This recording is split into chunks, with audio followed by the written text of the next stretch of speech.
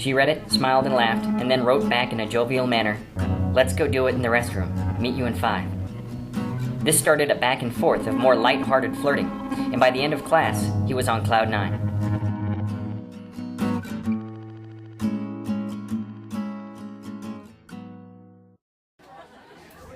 On the way out of class, a friend of hers mentioned her boyfriend.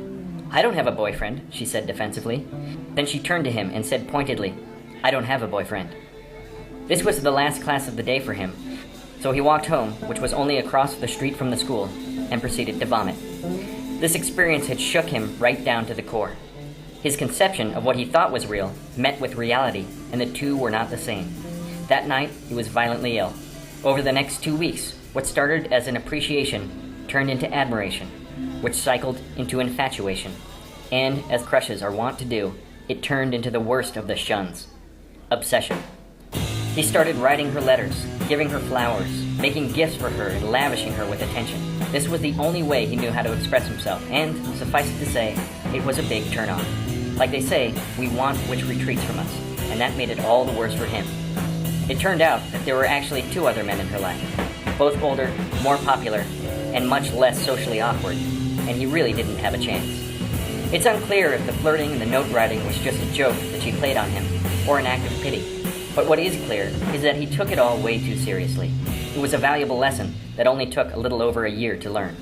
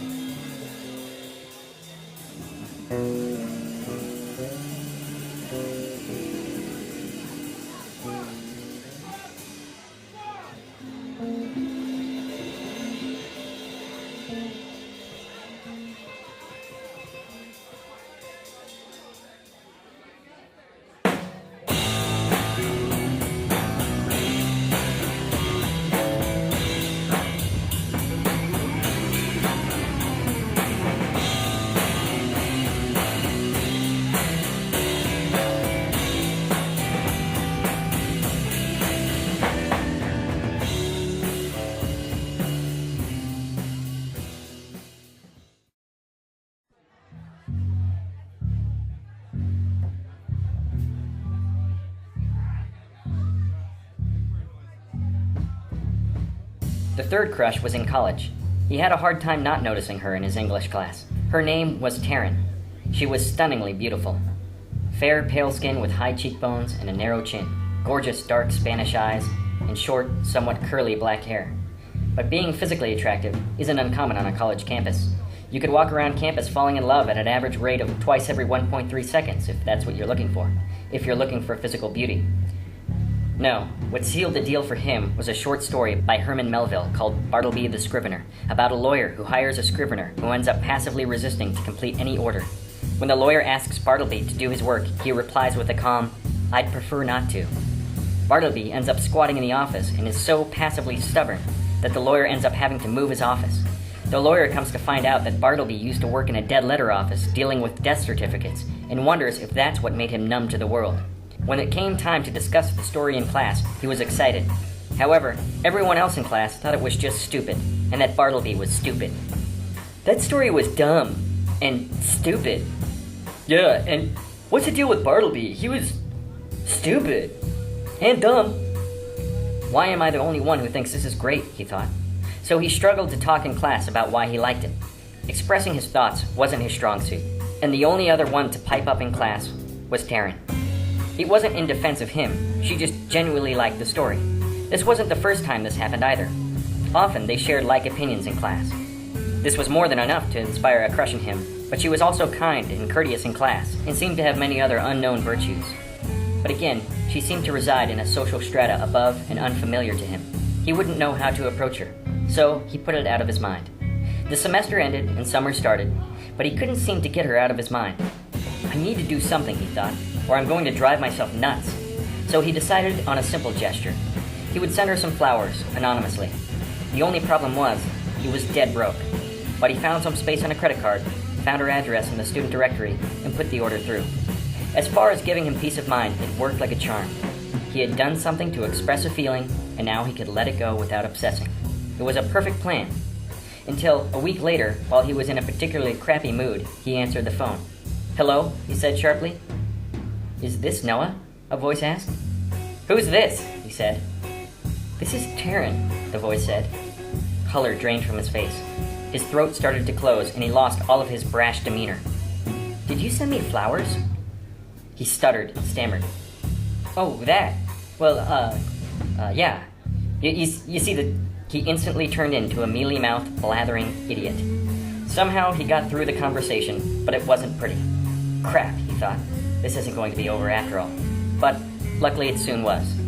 In another ill-fated attempt at showing his affection, he gave her tickets to a play he was in. Unfortunately, the play wasn't very good, but it was exemplified by the fact that he had stepped in this role only 8 days before it went on because one of the main characters had broke his leg.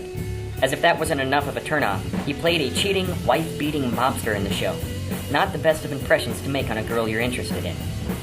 But what really drove the nail in the coffin was seeing her after the show and not being able to speak, without absolute, awkward gibberish coming out of his mouth. I do the,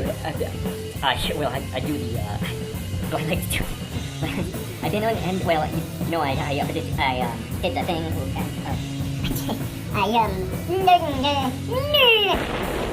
Have you ever watched someone act so awkward that you just feel embarrassed for them? That's what this was like. He got over it eventually. Not completely, though. He kept it as one of those memories that when you recall it, you just want to cringe, turn up some music, change the channel, or let out a big guffaw. It was that kind of getting over it. Towards the end of college, he was at a house party and was surprised to hear her voice from over his shoulder. "Noah, is that you?" He turned to see Taryn, as beautiful as ever. "Taryn! Hello," he said, genuinely excited. "Wow, it's so great to see you," she said. "You too," he said, calmly and normally. Wow, he thought, this is great. I'm talking to Taryn like a normal human being. "I just wanted to thank you again for the flowers. That was so nice of you," said Taryn. "No problem," he said. "It's something I had to do." This was going great. He couldn't believe it. "So," she said, "what's going on with you?" And then it happened. He went into a fit of nervous stuttering and awkward stammering. It was like having an out-of-body experience. He could see himself carrying on like a moron, but he had no power to stop it. "What are you doing?" he shouted to himself in his head, but it was too late. The damage had been done. The impression had been made. Oh well, he thought. At least I'm making progress.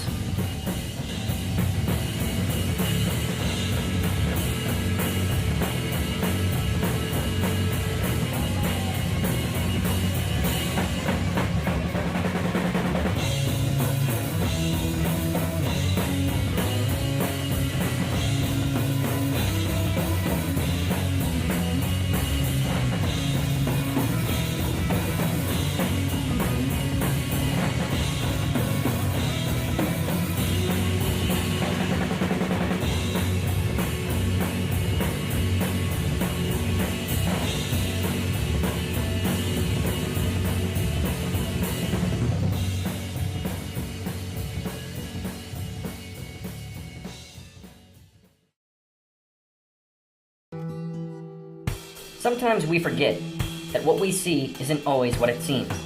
Take my friend FR, for example. FR lives in Bridgeport, an Irish neighborhood of Chicago famous for pumping out 5 of Chicago's mayors, including Richard J. Daley and his son, Richard M. Daley. It was a few days after 9/11, and FR was driving in his unmarked white gig van while running an errand. He just happened to be driving by Richard M. Daley's mom's house when the mayor was helping his mom with some groceries. Starstruck, FR slowed down his van to get a better look at the mayor. The mayor and his mother suspiciously looked over their shoulders. Also, I should mention that FR had just gotten out of the shower and had a towel on his head, looking like a turban. Also, at that moment, a bee flew in the car, making FR panic, shouting at the top of his lungs and driving wildly down the road. The mayor dropped the groceries and escorted his aging mother inside the house as fast as he could.